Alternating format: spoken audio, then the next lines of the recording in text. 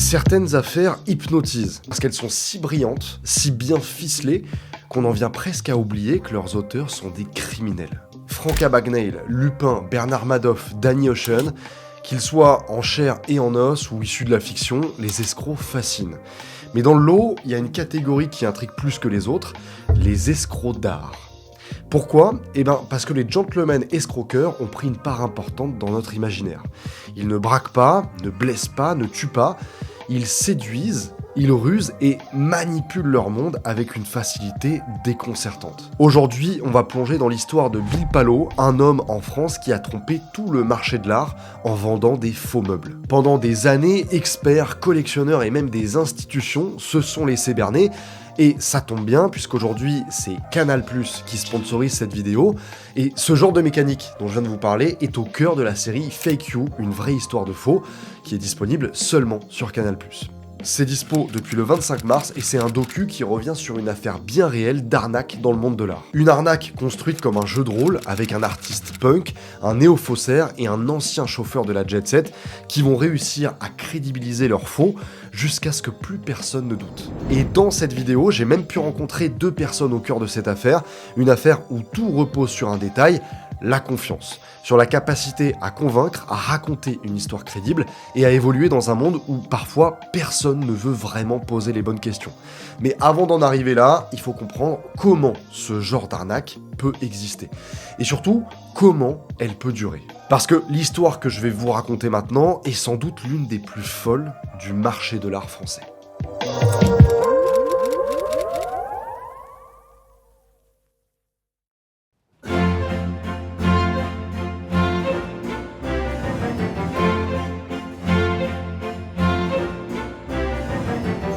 Versailles, été 2014. Comme chaque année, le château est assailli. Galerie des Glaces, Petit Trianon, appartement du roi, jardin, la foule est partout, venue des quatre coins du monde pour admirer ce lieu incontournable de l'histoire française. L'ambiance est à l'émerveillement, on observe les plafonds, on commente les tableaux, on s'attarde devant les sculptures, les miroirs, et parfois devant les meubles. Parmi les pièces mises en valeur cet été-là, deux tabourets attirent particulièrement l'attention. Des sièges du XVIIIe siècle attribués à Nicolas Quinibert-Folliot, l'un des plus grands menuisiers de son époque. Leur histoire a tout d'un roman, ils auraient appartenu à la fille de Louis XV, Louise-Élisabeth de Parme. Et pendant des décennies, on les croyait perdus, définitivement. Puis, au début des années 2010, ils réapparaissent après un long mystère. Un miracle pour les passionnés. C'est même inespéré, les deux sièges ont été retrouvés ensemble et dans un état de conservation exceptionnel.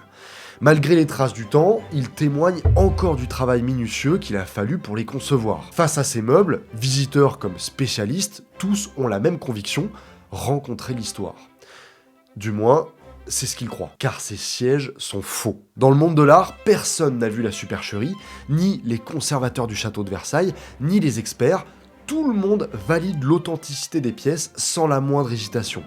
Tout le monde, sauf l'antiquaire Charles Ourman. Lui, en tout cas, en est convaincu que ces sièges sont faux. Depuis des mois, il mène un bras de fer discret avec l'institution pour faire connaître la vérité, ou au minimum que les sièges soient à nouveau expertisés. La réponse est systématique, non. Alors, une question se pose, personne n'a vu, ou alors personne n'a voulu voir. Dans les salles pleines à craquer d'un des musées les plus prestigieux du monde, personne ne peut se douter que ces simples meubles historiques vont déclencher un scandale que le monde de l'art n'est pas prêt d'oublier. En interne, la rumeur enfle doucement, certains le sentent déjà, on tente encore de contenir l'affaire, mais elle va bientôt exploser et emporter dans son sillage tout un milieu et un homme au-dessus de tout soupçon. Chapitre 1, un scandale à Versailles. Dans le monde de l'art, la discrétion est presque une règle implicite. Dans les années 2010, ce milieu très fermé fonctionne largement à l'écart du regard du grand public. C'est un univers mystérieux, accessible qu'à une poignée d'élus. Les maîtres mots sont réputation, confiance, prestige et surtout discrétion. C'est un petit monde qui fuit le scandale, quitte à imposer le silence. Retour à l'été 2012, là où tout a commencé pour cet antiquaire, lorsqu'il tombe, presque par hasard, sur une information qui le secoue. En consultant le site spécialisé La Tribune de l'Art, une annonce officielle stipule grosso modo que 2 ployants, c'est des sièges pliants en gros, attribués au grand menuisier du XVIIIe siècle Nicolas Quinibert-Folliot, viennent d'être acquis par le château de Versailles. Montant de la transaction, 380 000 €. Sur le papier, rien d'inhabituel. Les sommes ne sont pas particulièrement choquantes et les musées annoncent régulièrement ce type d'acquisition.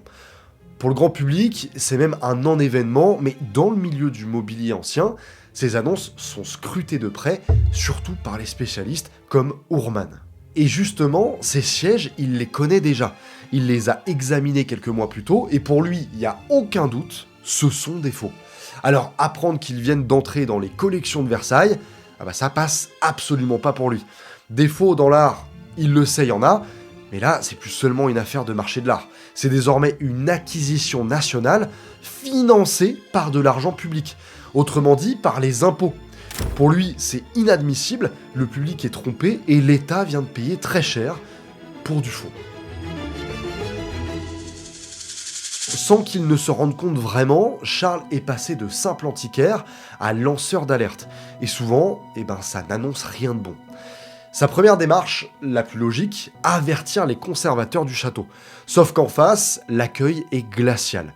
Pour la direction du musée, l'idée même qu'une erreur de cette ampleur ait pu être commise est inaudible. Parce que ce serait pas un expert qui se serait trompé, mais au moins 5, dont des conservateurs du patrimoine, des gens dont l'expertise est hors pair.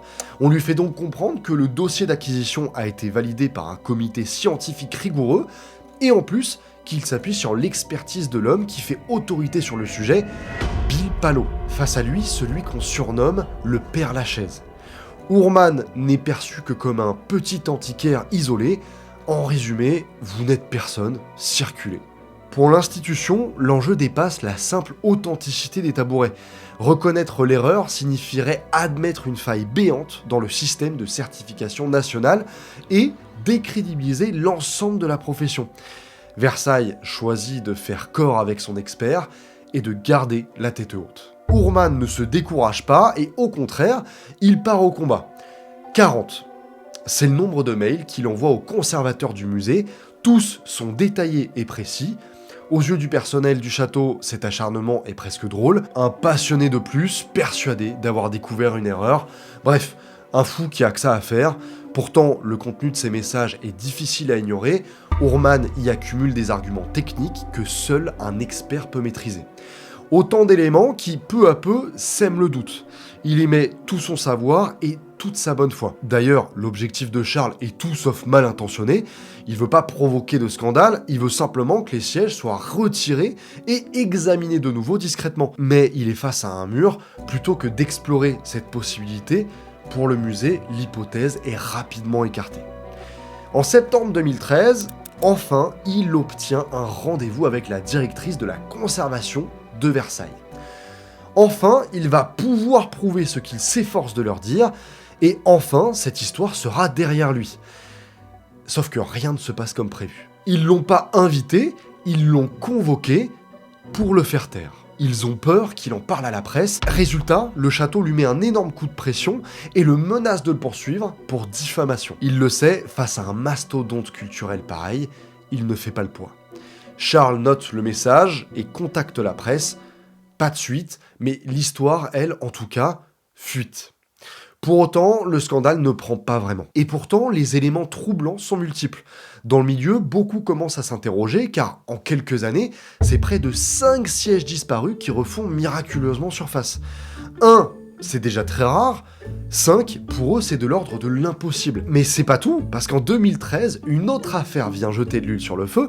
Cette année-là, un ensemble de sièges ayant appartenu à Marie-Antoinette au Petit Trianon sont mis à la vente. Évidemment, Versailles souhaite les acquérir, mais le prix demandé est colossal, près de 4 millions d'euros.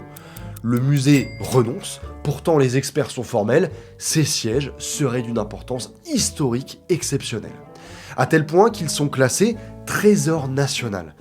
En France, en gros, ce statut il est rarissime et il est réservé aux œuvres jugées essentielles pour le patrimoine. Il bloque toute exportation et donne aux institutions un délai pour tenter de les acheter. L'État considère donc officiellement ces sièges comme un élément majeur du patrimoine français. Alors, avec une telle certification, il n'y a aucun doute. Leur authenticité est approuvée et dans le monde de l'art, personne ne les conteste. Pas même Charles Ourman. Cette vente n'a rien à voir avec l'affaire pour laquelle il se bat.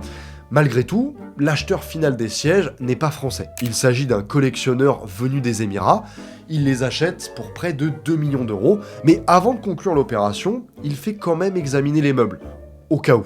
Il est serein, les conservateurs aussi, il n'y a aucune raison de se méfier. Mais la conclusion tombe comme une déflagration, les sièges sont des faux. Après l'apparition de doutes sur l'authenticité des sièges, la galerie Kraemer, qui les avait vendus, accepte finalement de les racheter aux collectionneurs. La transaction est donc annulée, discrètement, et l'affaire s'arrête là, sans annonce publique. Les sièges disparaissent du marché aussi vite qu'ils étaient apparus, et ça aussi, pour les connaisseurs du milieu, c'est suspect. En général, une galerie qui rachète, c'est qu'elle a quelque chose à se reprocher, et ils pensaient pas si bien dire. Et du côté de Versailles, rien, aucune action. L'affaire ne les fait même pas sourciller. Ils lancent une expertise d'un autre siège provenant du même vendeur. La conclusion, il y en a pas. Le rapport ne statue ni sur un faux, ni sur un vrai. À aucun moment, il n'est question de remettre en doute l'analyse des experts, même après l'erreur des sièges de Marie-Antoinette. Les sièges restent donc exposés, et pire, ils continuent d'être restaurés. De l'argent est dépensé pour entretenir des meubles dont l'authenticité est désormais contestée. Pour Ourman, ça va trop loin, mais il ne peut rien faire. Charles Ourman a tenté pendant plus de 2 ans de se faire entendre. Aucune de ses alertes n'a fait le poids face aux institutions et aux grandes figures du marché, parce qu'elles dérangent. Alors, face au poids des institutions, il finit par baisser les armes, il capitule. Chapitre 2, un compte suspect. L'affaire aurait pu s'arrêter là, mais en 2015, Charles Ourman est enfin interrogé par la police. Mais pas pour les faux de Versailles. Non, pour une affaire qui n'a rien à voir avec Versailles, du moins à première vue. Les enquêteurs ne cherchent ni des fauteuils du XVIIIe siècle, ni un trafic d'antiquités. À ce moment-là, ils travaillent sur toute autre chose, une enquête pour fraude et blanchiment d'argent. Et c'est précisément cette piste financière qui va presque par accident faire remonter toute l'affaire des faux sièges. Quand Charles est approché, ça fait plus d'1 an que les équipes du Tracfin, le service anti-blanchiment de Bercy, sont sur la piste d'un cas de fraude à plusieurs millions d'euros. En 2014, ils détectent un mouvement bancaire suspect, un virement de plus de 500 000 euros. L'émetteur est un compte suisse et le destinataire est un certain Stéphane, un homme d'origine portugaise qui vit en région parisienne. Cet argent vient de lui servir à acheter une maison à Sarcelles. Pour l'instant, rien d'incriminant. Mais pour les enquêteurs, ils sentent quelque chose qui cloche. En creusant le profil de cet homme, les agents découvrent un écart colossal entre ce qu'il déclare et son train de vie réel. Sur le papier, Stéphane R est un simple chauffeur-livreur qui gagne 2500 euros par mois. Pourtant, l'examen de son patrimoine révèle une fortune immobilière qui dépasse les 1,2 million d'euros. Sans héritage familial, sans gain au loto et sans autre activité professionnelle déclarée, une question les obsède: d'où vient cet argent? Il trouve vite la réponse, l'homme est un chauffeur pour une maison de vente, mais il découvre qu'il agit en réalité pour Bruno Desnoux, un ébéniste très réputé de Paris. Le virement vient d'un de ses comptes en Suisse, et ce mouvement, c'est sûrement la seule erreur. La seule négligence jamais commise par les auteurs du trafic. Sans elle, les enquêteurs n'auraient peut-être jamais mis la main, dès 2015, sur l'une des plus grandes fraudes de l'histoire du marché de l'art français.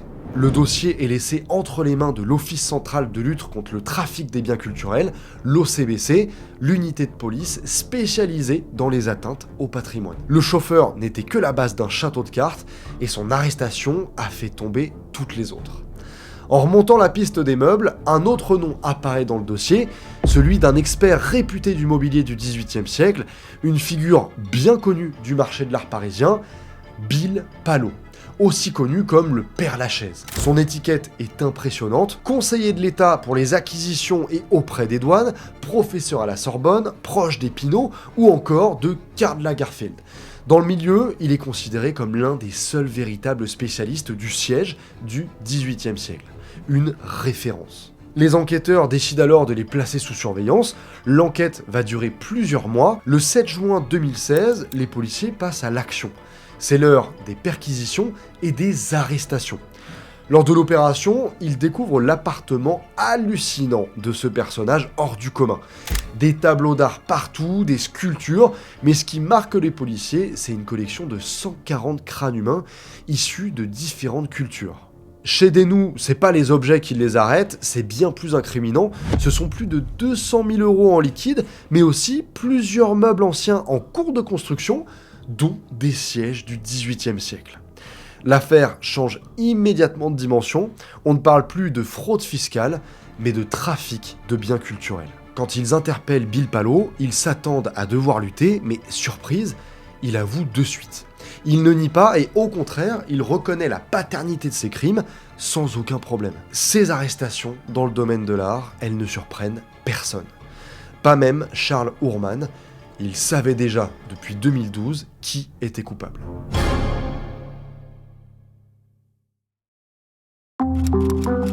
Chapitre 3, la déception d'un admirateur. Retour en 2012, au tout début de cette affaire. On est en plein Paris, François Hollande vient d'être élu président des Français, les Parisiens ont déserté la canicule, mais les touristes, eux, sont bien là. Dans chaque musée, au Louvre, à Orsay, au Quai Branly, le monde de l'art brille à Paris, et ce n'est pas prêt de s'arrêter.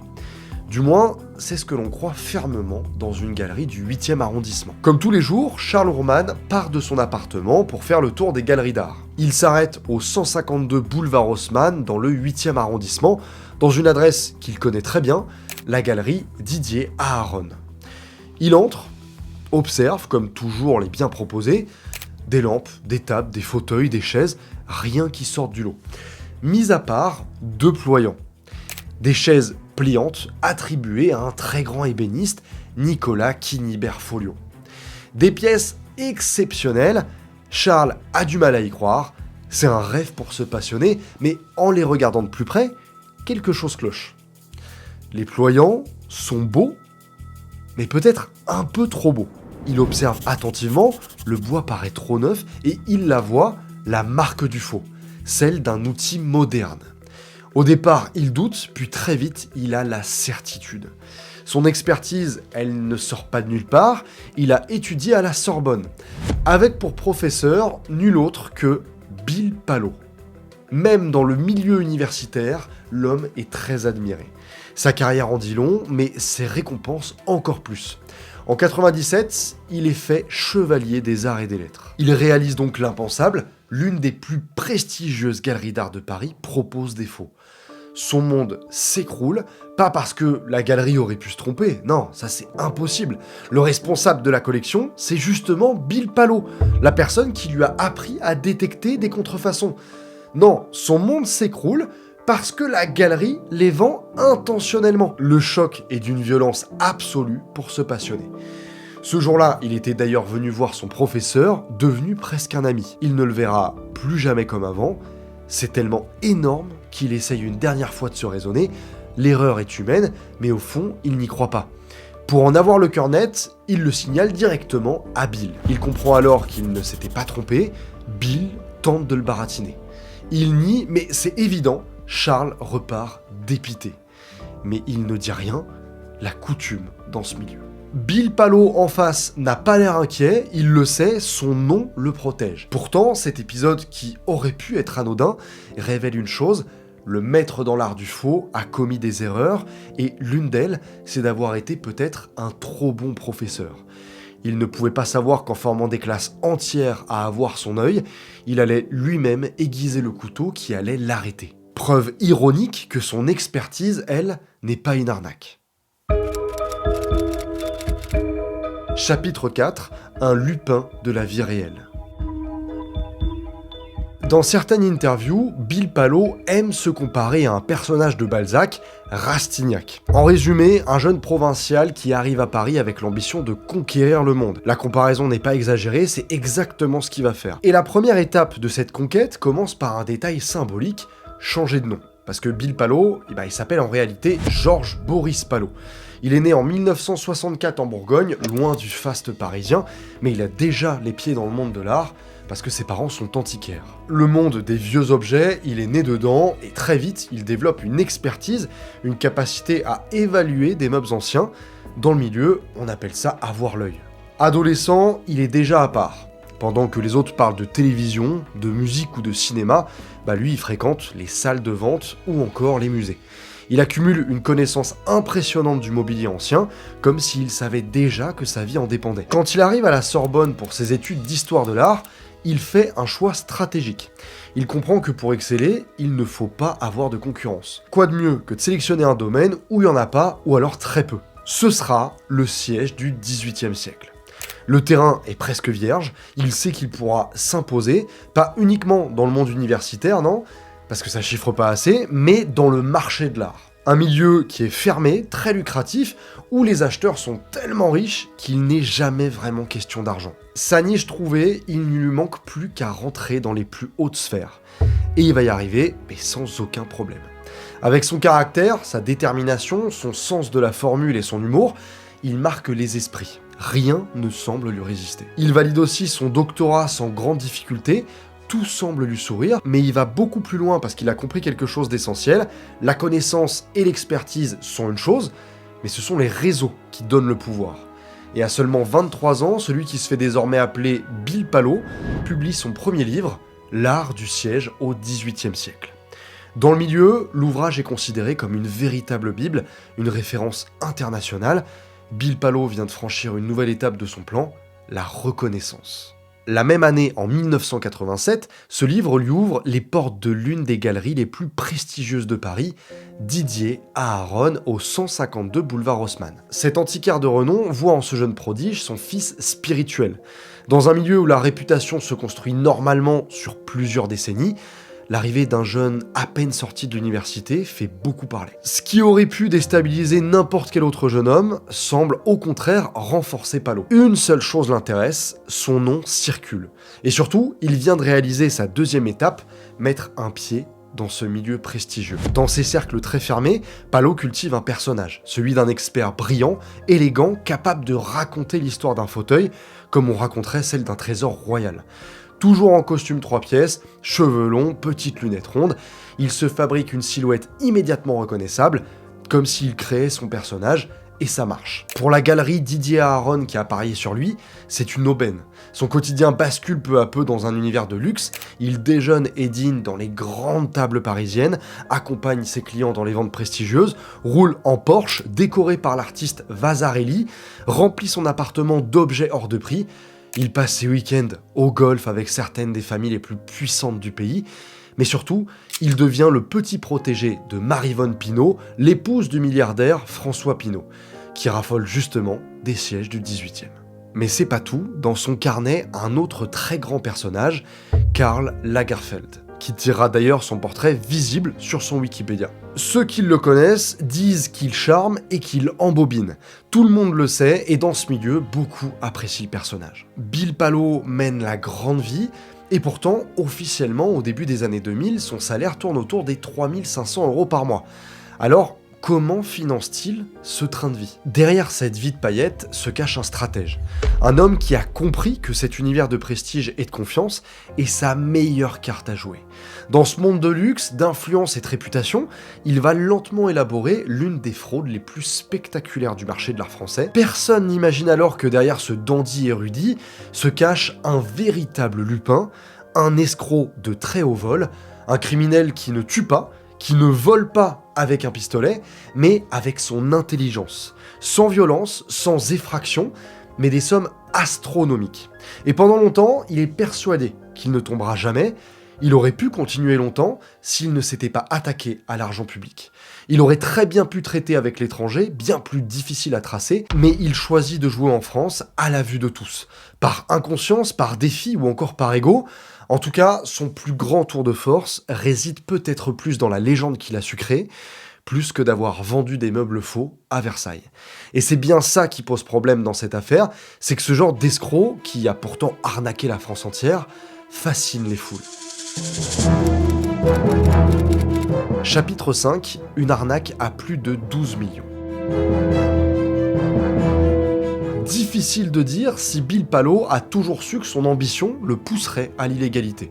Mais une chose est sûre, c'est qu'il n'a pas attendu longtemps avant de se lancer. Les enquêteurs découvrent que l'expert en art n'en est pas à son coup d'essai. Dans les années 2000, il est déjà connu pour avoir tenté de vendre des faux, mais les affaires ne font pas grand bruit et même dans le milieu, peu de monde semble au courant, ou s'en formaliser. Si beaucoup de ses premiers essais échouent, Bill Palau en retient une leçon essentielle, sa parole a du poids.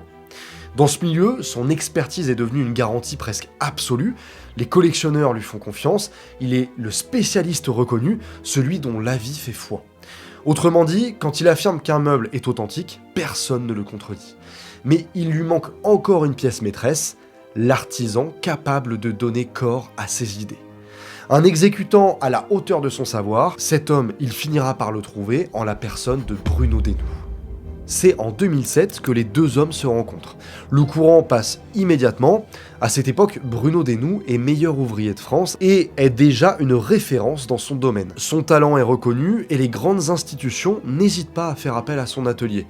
Installé Faubourg Saint-Antoine, c'est le quartier historique des artisans de bois à Paris. Lorsque l'affaire éclate en 2016, l'ébéniste est notamment connu pour avoir restauré le lit de Louis XVI pour le château de Versailles. Une commande exceptionnelle, le genre de projet qui marque toute une carrière et qui se présente qu'une seule fois dans une vie. Cette rencontre va tout changer, Bill Palau comprend immédiatement le potentiel de son nouvel allié, et il devine aussi une chose, franchir certaines lignes ne semble pas l'effrayer. Pourquoi ? Parce qu'ensemble, ils peuvent être intouchables. L'un possède la main capable d'imiter à la perfection les meubles du XVIIIe siècle, l'autre bénéficie d'une réputation d'expert qui protège sa parole. De son côté, Bruno Desnoux ne part jamais de zéro. Pour obtenir l'aspect du bois ancien, il achète d'authentiques chaises du XVIIIe siècle, souvent sans grande valeur, qu'il démonte et retravaille. Puis, il sculpte, fait dorer et surtout patine le meuble. L'étape la plus importante reste le vieillissement, parce qu'il faut recréer 2 siècles d'usure. Palau supervise tout avec une précision presque clinique. Parfois, il demande même d'ajouter un défaut, une rayure, un trou de verre, juste assez pour tromper l'œil des experts. Dans le marché de l'art, un objet trop parfait paraît suspect. Et eux l'ont parfaitement compris. Au total, la fabrication d'un de ces sièges coûte environ 50 000 €. Une somme déjà conséquente, mais infime comparée au prix de revente. L'expertise de Desnoux est telle que, lorsque certaines de ces chaises sont présentées à Versailles, les commentaires des spécialistes sont exceptionnels. On fait les louanges de l'extrême qualité et finesse du décor sculpté, les caractéristiques des productions de folio, la virtuosité du sculpteur ou encore l'intérêt majeur pour le patrimoine national. Les deux hommes ont réussi un véritable tour de force, un crime presque parfait. Mais pour Palau, le meuble ne suffit pas.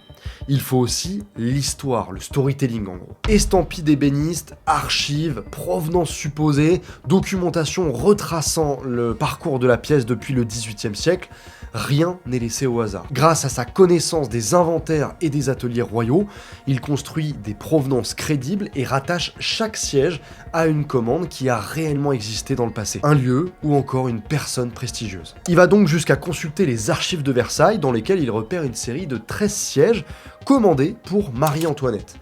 10 sont connus, 3 ont disparu, un escroc ordinaire aurait tenté de recréer 2 paires complètes, pas Palau. Ce serait trop visible, alors il procède autrement, une paire, puis un siège isolé.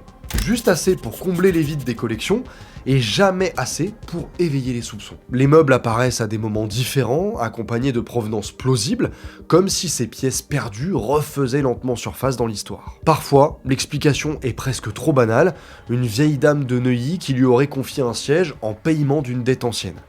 Une histoire floue, mais suffisante pour justifier l'absence de traces. Et à chaque fois, le scénario fonctionne. Les meubles sont vendus, expertisés, et ce qui est fou, malgré toutes les mains expertes dans lesquelles il passe, personne ne voit rien. Et c'est cette prudence, ce sens du détail et cette compréhension intime du système qui vont lui permettre de tromper pendant des années, collectionneurs, marchands et même les institutions publiques. L'argent afflue sans problème, mais avec ces réussites, ils en veulent toujours plus. La vente frauduleuse de 380 000 € au château de Versailles est loin d'être leur plus gros coup, très très loin. Au total, Bill Palau et l'ébéniste Bruno Desnoux auraient escroqué près de 12 millions d'euros. L'enquête retient 7 faux sièges du XVIIIe siècle fabriqués par le duo. Tous sont présentés comme provenant de grands ébénistes royaux, Folliot, Jacob, Senet ou Delannoy. Parmi les ventes les plus spectaculaires figurent forcément les fausses chaises de Marie-Antoinette, vendues près de 2 millions d'euros, mais aussi les chaises dites de la comtesse du Barry, favorite de Louis XV, achetées 1,68 million d'euros par le château de Versailles. Et à tout ça, on ajoute encore un autre siège attribué à Marie-Antoinette, vendu 420 000 €. Tous ces meubles passent par des galeries et des maisons de vente. Certaines sont rapidement auditionnées par les enquêteurs, soupçonnées d'avoir fermé les yeux sur l'origine des pièces. Toutes affirment avoir été trompées. Selon elles, les faux étaient tout simplement indétectables, et bientôt, l'impensable se produit.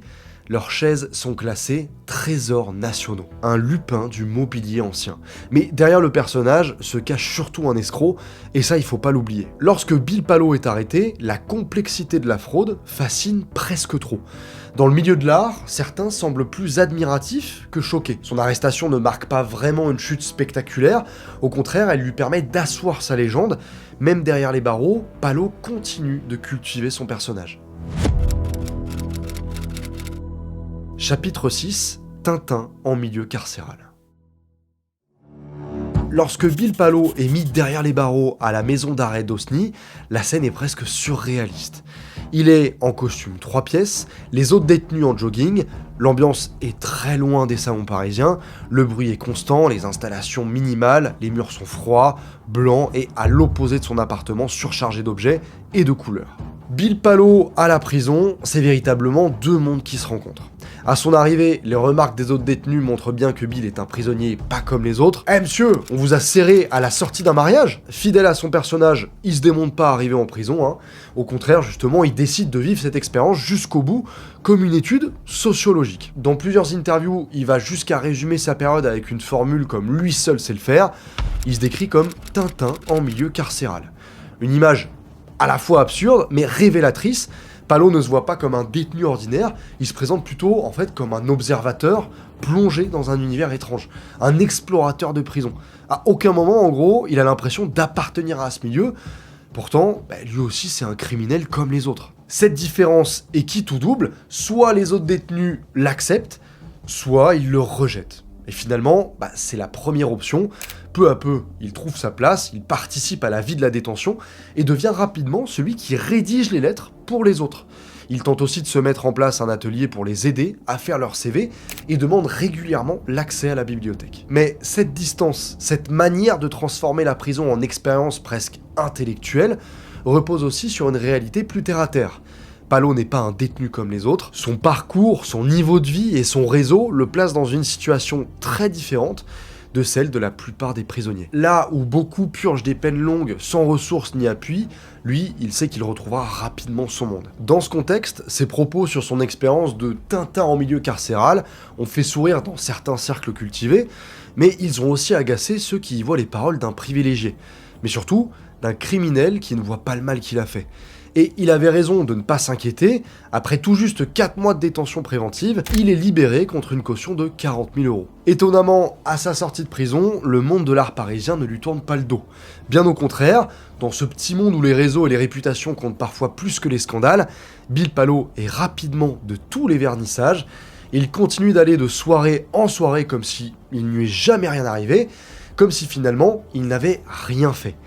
De l'extérieur, c'est complètement lunaire. L'épisode carcéral est relégué à une simple parenthèse. Pour certains, l'affaire est presque du divertissement. Ils continuent d'apprécier le personnage, ses anecdotes, et attendent même de voir ce qu'il fera ensuite. Palau fascine, et c'est sans doute l'une des clés pour comprendre l'homme, mais d'autres voix s'élèvent, car pour beaucoup de professionnels, Bill Palau a fait beaucoup de mal au métier. Chapitre 7, le procès. Il aura fallu presque 10 ans d'enquête pour que l'affaire arrive enfin devant la justice. Le 25 mars 2025, le procès s'ouvre au tribunal correctionnel de Pontoise. Sur le banc des accusés, entre autres complices, Bill Palot et Bruno Desnoux, deux hommes désormais sexagénaires. Les charges sont lourdes, blanchiment aggravé, escroquerie en bande organisée et recel. Face à eux, le banc des parties civiles est plutôt intimidant, l'État français, le château de Versailles et plusieurs collectionneurs privés, dont la famille Hermès. Tous estiment avoir été trompés. Parce que au-delà des millions d'euros en jeu, ce qui est jugé ici, c'est aussi l'humiliation pour le patrimoine français. Pendant des années, des faux sièges ont été achetés, expertisés et parfois exposés comme des chefs-d'œuvre du XVIIIe siècle. À la barre, Bill Palot ne se démonte pas, au contraire, il fait le show. Costume impeccable, ton calme, étalage de science, fidèle à son personnage, il transforme presque l'audience en conférence d'histoire de l'art. Ce qui choque l'Assemblée, c'est qu'il n'est pas venu en accusé, il est venu en expert, heureux de raconter son exploit.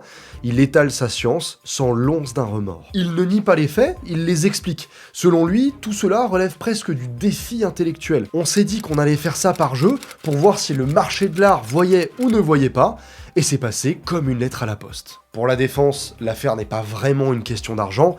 Il dit avoir voulu tester un système devenu aveugle, un monde où la réputation d'un expert pèse parfois plus lourd que l'examen des objets. Pour un des avocats, Emmanuel Pierrat, Bill Palot, au fond, c'est un gentleman cambrioleur, un Arsène Lupin que tout le monde admire.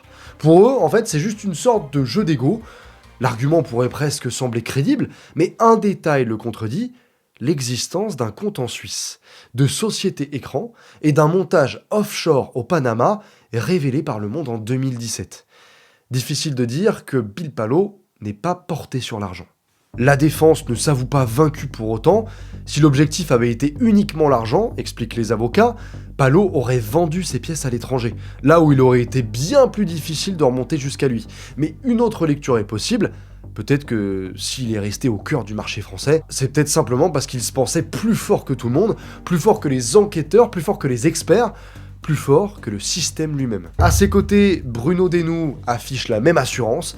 Il a presque 70 ans lors du procès, mais il ne plie pas devant les accusations. L'ébéniste ne minimise rien, au contraire, il revendique la qualité de son travail avec beaucoup de fierté. Lorsque certains experts affirment à l'audience que la fraude aurait pu être détectée avec plus de vérification par le château de Versailles, il est outré.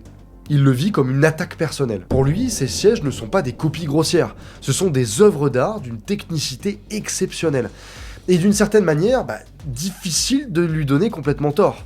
Dans son esprit, il n'est pas un faussaire, il est un artisan capable de rivaliser avec les maîtres du XVIIIe siècle. Au fil des audiences, l'affaire éclabousse largement le marché de l'art. Galeries, maisons de vente, experts, plusieurs acteurs sont auditionnés, certains ont été soupçonnés d'avoir fermé les yeux, mais la plupart affirment tout simplement avoir été trompés. Enfin, le 11 juin 2025, le verdict tombe. Bill Palot est condamné à 4 ans de prison, dont 4 mois fermes, déjà purgés lors de sa détention provisoire. Il écope également de 200 000 € d'amende, d'une interdiction d'exercer comme expert pendant 5 ans, et doit verser plus d'1 million de dommages et intérêts aux victimes. Bruno Desnoux est condamné à 3 ans de prison, dont 4 mois fermes, ainsi qu'à des amendes. Mais pour Versailles, le statut de victime n'est pas totalement reconnu. Le tribunal relève des négligences dans le processus d'acquisition, l'institution ayant ignoré certaines alertes. Une phrase de Palot résume presque toute l'affaire: si l'on est expert en faux, c'est qu'on est d'abord expert en vrai. Une formule provocatrice, et peut-être la clé pour comprendre comment, pendant des années, 2 hommes ont réussi à tromper tout un système. Dans le monde de l'art, cette phrase choque. Pour certains professionnels, cette affaire a profondément abîmé la crédibilité de toute une profession. L'expertise repose largement sur la confiance. Et en prouvant qu'un expert reconnu pouvait faire entrer des faux dans les collections les plus prestigieuses du pays, Palot a jeté un doute durable sur tout le système. Et surtout, il a mis dans la tête du public que la contrefaçon n'est pas détectable et que donc les experts ne servent presque à rien. Beaucoup estiment donc que les sanctions restent relativement faibles au regard de l'ampleur du scandale. Car au final, Bill Palot ne retourne pas en prison, mais c'est aussi parce que le montant total de l'arnaque est estimé à plus de 12 millions d'euros. Autrement dit, même en étant condamnés, les deux restent largement gagnants. Bill Palo, vous l'avez compris, appartient à cette catégorie très particulière de personnages que l'on croirait sortis d'un roman. Deux hommes dont on admire presque le génie, alors même qu'ils ont commis un crime. Peut-être parce qu'ici, il n'y a pas de violence, ni brutalité, seulement de l'intelligence, de la méthode et un système bien pensé que peu de gens auraient imaginé qu'il puisse exister. Avec Bill Palo, on a parfois l'impression d'être dans un scénario de film, et je dois l'avouer, je suis sans doute le premier à être fasciné par ce genre d'histoire. Leur seule véritable erreur dans toute cette affaire, c'est un détail presque banal, un virement bancaire entre la Suisse et le chauffeur de la maison de vente. Le seul domaine où ils n'étaient pas experts, et c'est précisément là que tout s'est effondré. En lisant le déroulé du procès, on a presque l'impression qu'ils savaient que l'histoire finirait ainsi, comme si d'une certaine manière, cela faisait partie du jeu depuis le début. Comme s'ils attendaient ce moment où tout serait dévoilé, où le système comprendrait enfin comment il avait été trompé, et où l'ampleur de leur coup serait enfin révélée au grand jour, et avec leur génie. Bill Palo, à la fin du procès, conclut l'affaire avec une audace qui lui ressemble parfaitement, une simple phrase « On aurait pu faire mieux ». Cette phrase, elle est fascinante, parce qu'elle résume presque toute l'ambiguïté de ces affaires. D'un côté, un crime, et de l'autre, une forme de performance. Et c'est peut-être ça le plus troublant, cette frontière très floue entre l'arnaque et le défi. Mais derrière ces histoires presque romanesques, il y a aussi une réalité beaucoup plus concrète, beaucoup plus humaine, parce que toutes les escroqueries dans le monde de l'art ne sont pas menées par des figures comme Bill Palo. Certains sont plus proches, plus actuels, et justement, pour comprendre comment on entre vraiment dans ce type d'affaires, j'ai voulu poser la question à deux personnes qui l'ont vécu de l'intérieur. Parmi les affaires plus récentes, il y a celle de Yael Marciano, Jean-Charles Villa et Éric Letiec, qu'on peut notamment retrouver dans le docu Fake You, une vraie histoire de faux, disponible sur Canal+. Dans cette affaire, chacun a un rôle assez clair. On a Éric Letiec, qui est le faussaire, celui qui est déjà dedans et qui transmet son savoir. Yael Marciano, le vendeur, celui qui présente les pièces et qui convainc. Et Jean-Charles Villa, l'artisan, celui qui fabrique. Une grande partie de ce qu'ils font tourne autour d'œuvres attribuées à César, parce que l'artiste vient de disparaître. Les prix montent, alors du coup, ils en profitent. Ils produisent des copies, mais aussi des fausses nouvelles œuvres qui font passer pour authentiques. Et très vite, le système prend. Les ventes s'enchaînent, l'argent circule, et la frontière entre le vrai et le faux devient de plus en plus floue. Et c'est ça que j'ai voulu comprendre avec eux. C'était plus une question d'argent, ou alors plutôt de frissons et d'une envie en fait d'avoir de l'adrénaline, de faire quelque chose un petit peu fou. Moi je pense que au départ c'est la curiosité, le truc où, oui il y a l'argent mais non, c'est pas la finalité, elle est pas au départ pour l'argent. C'était pas l'argent dès le départ. Moi c'est le truc, non mais c'est trop drôle. Ah ouais d'accord, ok. Moi c'était ça le challenge quoi. Et je vais faire de plus en plus gros jusqu'à ce que ça pète en fait, et ça pétait pas. Quand vous faisiez certaines heures, est-ce que vous cherchiez à ce que chaque œuvre soit parfaite, absolument parfaite, ou alors non, que ça soit simplement crédible, et en fait c'est l'histoire qu'on va raconter derrière qui va vraiment pousser l'œuvre à être vendue ou... Alors justement, pour les faux, justement il faut pas faire du parfait. Ok. Voilà. Donc il faut surtout pas faire du propre. Ouais. Parce qu'en fait l'artiste, on n'est pas propre. Ouais. On peut avoir des tâches, donc il faut pas se focaliser là-dessus. Il faut comprendre, en fait pour moi c'est vraiment mathématique. Les premiers peintres du 7e, ils calculaient en fait pour les proportions, etc. Et donc moi je marche comme ça. Il y a le personnage aussi, il y a la façon de présenter le truc, jouer la carte un petit peu d'un fils héritier un peu barge. Qui dilapidait, c'est ça aussi qui leur plaisait, parce qu'ils disaient on le tord. Vous aimez bien jouer un peu ce personnage et d'essayer de raconter des choses, d'envelopper Là c'était pour arriver à mes fins, mais c'est vrai que moi je trouve que la vie elle est, elle est un peu pâle quoi, si on s'amuse pas quoi. Voilà. Vous inventez un personnage, donc Alexandre. Et est-ce que à ce moment-là, le fait de vous créer un personnage, ça vous aide à vous détacher un petit peu de ce que vous faisiez? C'est un personnage, ça n'existe pas, et là...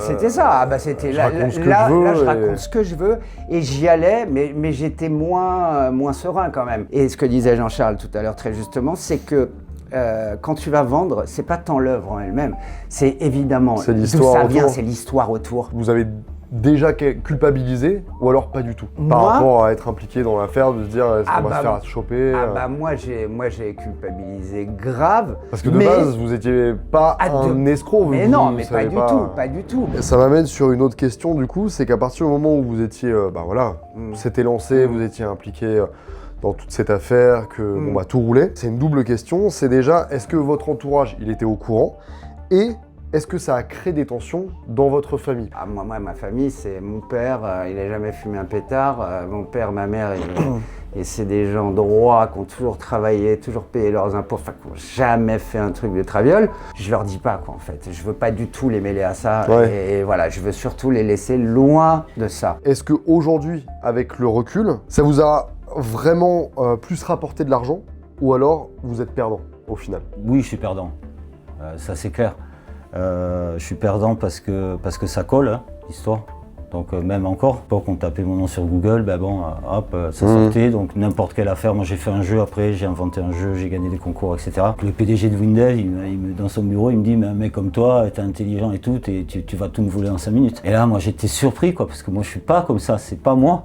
Je suis pas un escroc en fait, je suis pas un voleur. Perdant, moi ça m'a bousillé. Moi Eric, 2 ans avec Eric, ça m'a fait perdre la notion de l'argent. Parce que moi, j'avais pas leur âge, hein, j'avais 23 ans, moi.